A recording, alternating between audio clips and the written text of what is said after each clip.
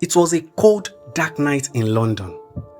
The rain tapped softly against the small window of the police cell, the only sound breaking the silence.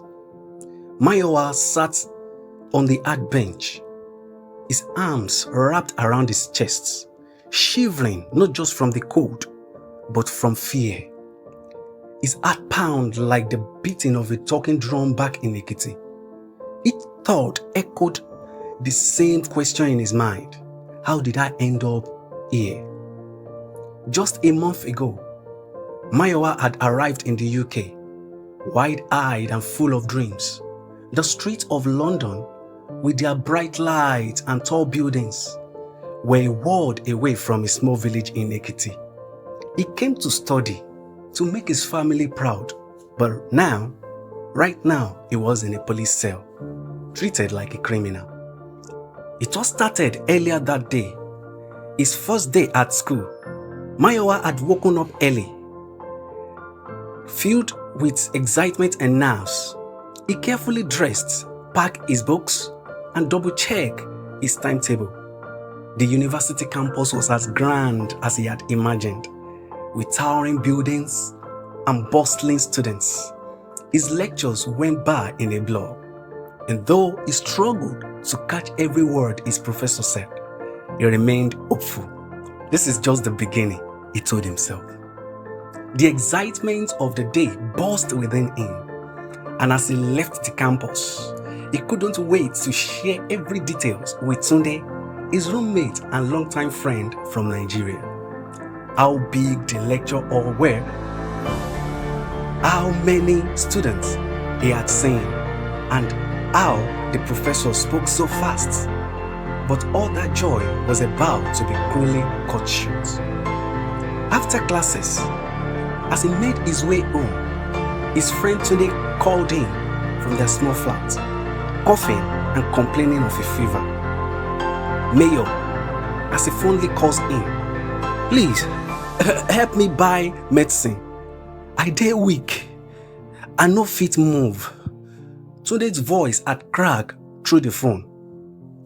Mayowa, ever helpful, had stopped by at a pharmacy on his way back from school. The lady behind the counter was kind, and after listening to Mayowa describe Tunde's fever, she added him a small packet of pills. This should help. Tell him to take one every 6 hours, she said, smiling. Mayowa nodded, paid, and left the pharmacy. As he waited at the bus stop with a few other passengers, he pulled out his phone to call Tunde. Hello, Tunde. I don't buy the drug, he said. Unbeknownst to him, someone standing nearby had overheard the word drug, and without asking any question or clarifying, quietly called the police. Within minutes, a police van pulled up beside the bus stop, and 3 officers stepped out.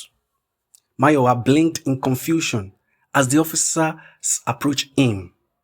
Excuse me, sir. Can you show us what's in your hands? One officer asked sternly. It's drug, sir, for fever. I just bought the drug for my friend. Mayowa repeated, his voice shaking. But the officer had heard only one word, drug. They searched him, snatched the phone and the packet from his hand, and without listening to his cries, handcuffed him.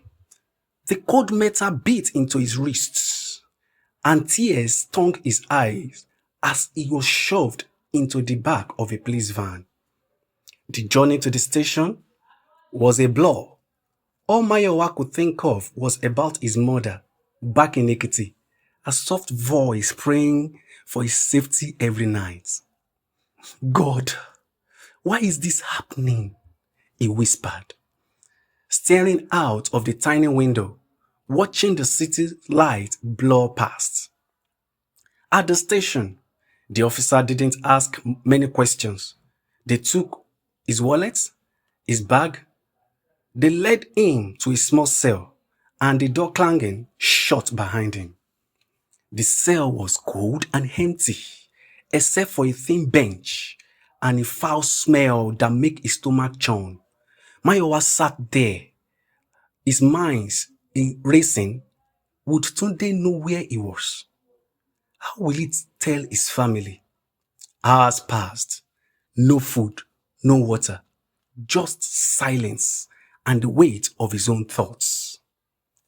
At some point during the long night, the officers decided to investigate further. Without a word to Mayowa, they copied his address and went to his small flat. When they arrived, Tunde, still weak and shivering from his fever, answered the door, his confusion clear. "Do you live here alone?" one of the officers asked sharply. "No, sir. I have a friend. His name is Mayowa and is my roommate," Tunde replied. "Are you aware your friend has been dealing drugs?" the officer pressed. Tunde's eyes widened in shock. "Drug?" he repeated, coughing. "No, sir. There must have been a mistake." "Why was he buying drug?" the officer asked. "Oh, I asked him to help me to get medicine. He must have used the wrong word.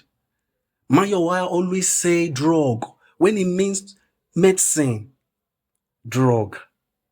No," he repeated, coughing. "I am sure it was a misunderstanding, sir." Without another word, the officer shoved him aside and barged into the flat. Tunde stumbled back, too sick to resist, as they began ransacking the small apartment. Drawers were yanked open, clothes were tossed to the floor, and even a framed photo of Mayowa's mother was carelessly knocked over. They searched under the bed, behind the curtains, and through every belongings. Books, shoes, and lecture notes now scattered across the floor. Tunde stood frozen, his feverish mind struggling to understand what was happening. "I haven't seen my friend since he left for school yesterday, and I only called in to help me buy medicine," he muttered over and over. Finally, after finding nothing illegal, they took Tunde to the station. He was forced to sit in a hard chair under the bright lights, still coughing and clutching his stomach. All the while, Tunde was not allowed to see his friend in his cell. Tunde repeated himself and insisted Mayowa did not buy or deals with drug. It was only then, after ransacking the flat and conducting a thorough investigation, that the officers realized Mayowa was just an ignorant boy who didn't know any better. He had used the wrong word, a simple mistake that had spiraled into a nightmare. When the officer finally returned to Mayowa's cell, his voice was harsh. "We've checked the medicine. It's legal," he said flatly. Mayowa's heart leaped with hope, but it was quickly crushed by the officer's next word. "But you should know better than to use the word drug. Here, it means something very different. Next time, say medicine." Mayowa nodded weakly.